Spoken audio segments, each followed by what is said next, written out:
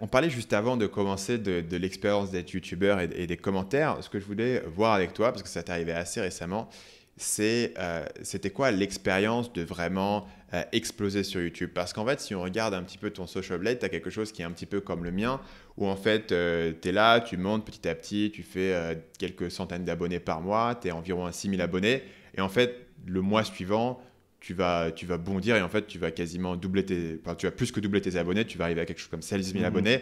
En fait, quasiment du jour au lendemain, tu as une vidéo comme ça qui va décoller. C'est quoi l'expérience pour toi de te dire, ok, je suis sur YouTube, je fais des trucs, ça marche, ça monte, et tout d'un coup, ça s'accélère comme ça, et aujourd'hui, tu es à plus de 100 000 abonnés. Bah, ça fait plaisir. C'est la première chose, ça fait très plaisir. Et en fait, c'est quelque chose que je recherchais parce que depuis que j'ai commencé sur YouTube, je m'étais fixé cet objectif de gagner une communauté de plus en plus grande. Et c'était pour moi un test, un test pour voir si c'était possible d'appliquer les outils rhétoriques que j'avais développés à ce média qu'est YouTube. Et donc, c'est aussi pour ça que j'ai longtemps refusé les collaborations. C'est parce que je voulais voir si c'était possible de monter juste en bossant son discours, en Mhm. travaillant sur un discours qui peut capter les gens du début de la vidéo jusqu'à la fin de la vidéo. Donc ça fait très plaisir parce que ça permet de voir que mes vieux outils, parce que la rhétorique, c'est une discipline qui a plus de 2 millénaires, ça fait plaisir de voir qu'ils sont encore efficaces aujourd'hui. C'était quoi la vidéo qui a vraiment fait le point de bascule? Il y en a eu plusieurs en fait. La première fois que j'ai compris comment ça fonctionnait YouTube, c'était il y a longtemps, c'était il y a 2 ans, je crois, où j'avais fait une vidéo sur le passage d'Alexandre Benalla au journal télévisé. Donc, à l'époque, je ne savais pas très bien comment marchait YouTube, mais il y avait cette vidéo d'Alexandre Benalla face à une journaliste où il disait mais non, mais j'ai pas frappé ce gars dans la manifestation. Et derrière lui, il y avait la vidéo où on voyait que clairement, il était en train de frapper un gars. Et pour se justifier, il utilisait des outils rhétoriques qui consistent à faire des distinctions fines, du type je ne l'ai pas frappé, j'ai fait un mouvement brusque. Et donc j'ai fait une vidéo de réaction à cette séquence. Et alors que sur ma chaîne, je faisais 100, 200 vues, la vidéo a fait 15 000 vues. Hmm. Et donc j'ai compris que en fait, une manière de faire grandir une chaîne, c'était d'être réactif par rapport à l'activité, à l'actualité. Hmm. Et donc j'ai retenté ça plusieurs fois. Et souvent, quand on tente ça, on se plante.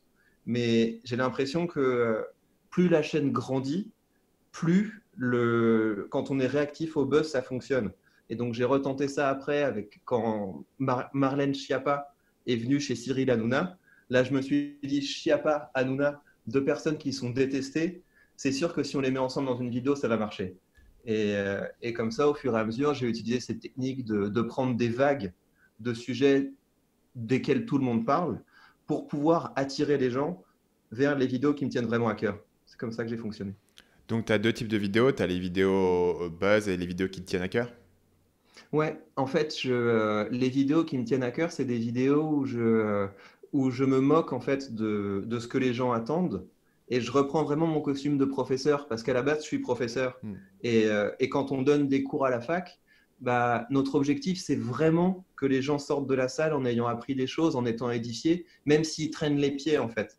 On Ouais. considère que l'utile est plus important que leur plaisir. Et mon objectif, c'est aussi de faire ça sur YouTube. Et donc, des fois, bah, je vais m'efforcer, même si c'est agréable en fait de faire des vues. Je m'efforce au moins une vidéo sur 4 de prendre un sujet que je choisis vraiment dans ma bulle, indépendamment de tout ce qui se passe autour, juste parce que je considère que c'est ce qui est bon pour les gens. Et c'est quoi du coup ton expérience sur ces vidéos? Est-ce que de temps en temps elles fonctionnent mieux que tu t'attends? Quelles sont leurs performances globales? Mais évidemment, elles ne vont pas devenir nécessairement virales, mais au niveau de la réaction des gens et au niveau de la réception.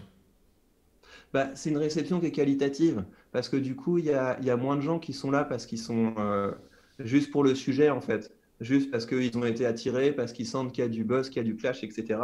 Et donc, j'ai souvent des commentaires du type c'est ta meilleure vidéo. Hmm. Et c'est des commentaires qui font plaisir parce que même si ça fait 10 fois moins de vues que d'habitude, bah, il y a le plaisir du travail bien fait. Et puis le fait que c'est quand même énorme. Quand je donnais cours à la fac, bah, il y avait 300 personnes dans la salle. Et là, j'arrive à partager des choses qui me tiennent vraiment à cœur avec 30 000 personnes. Hmm. Donc c'est déjà génial. Salut, c'est Stan, j'espère que vous avez apprécié cet extrait du podcast Marketing Mania. Bien sûr, vous pouvez retrouver l'ensemble des épisodes du podcast, y compris les instructions sur comment vous abonner sur l'application Apple Podcast ou sur votre téléphone Android en vous rendant sur mon site à l'adresse marketingmania.fr/podcast. Je vous ai mis le lien dans la description de cette vidéo.